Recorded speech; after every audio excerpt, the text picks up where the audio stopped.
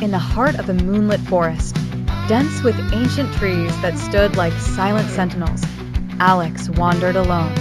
The air was thick with the scent of pine and earth, a living, breathing entity that wrapped around him like whispers of a forgotten language.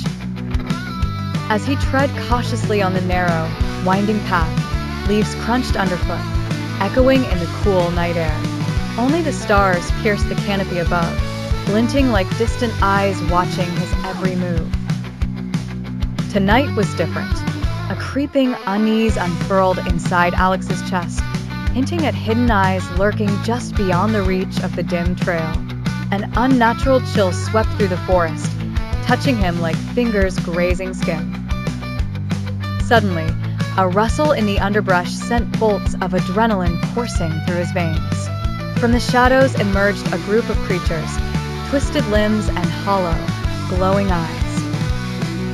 These were not mere animals. They were monsters birthed from nightmares, their guttural growls resonating through the stillness. Driven by instinct and terror, Alex's mind screamed for him to flee. He turned on his heel, breath ragged and desperate, as he sprinted blindly into the tangled undergrowth. The chase was a blur of snapping branches and the scream of wind in his ears. Breaking free of the forest, Alex found himself on the banks of an ancient river.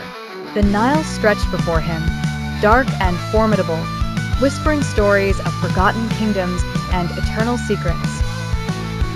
With a wild leap, he plunged into the water, currents pulling him in, each stroke a frantic race against fear itself. He emerged, gasping, on the distant shore, soaked and shivering.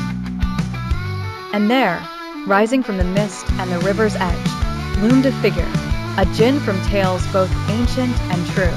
His form was ethereal yet solid, shimmering with a light that seemed both divine and terrifying.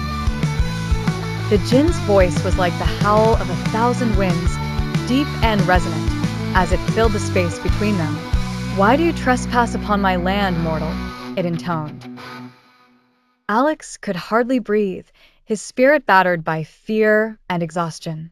Yet he met the djinn's gaze, drawn by it despite himself, and stammered, "I did not seek your realm. I only wished to escape them."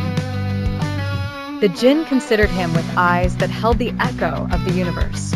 "Escape you may, but the darkness follows. The creatures of the wood will not cease their hunt, nor will the shadows that cling to you." In that moment, Alex understood. He had crossed into a world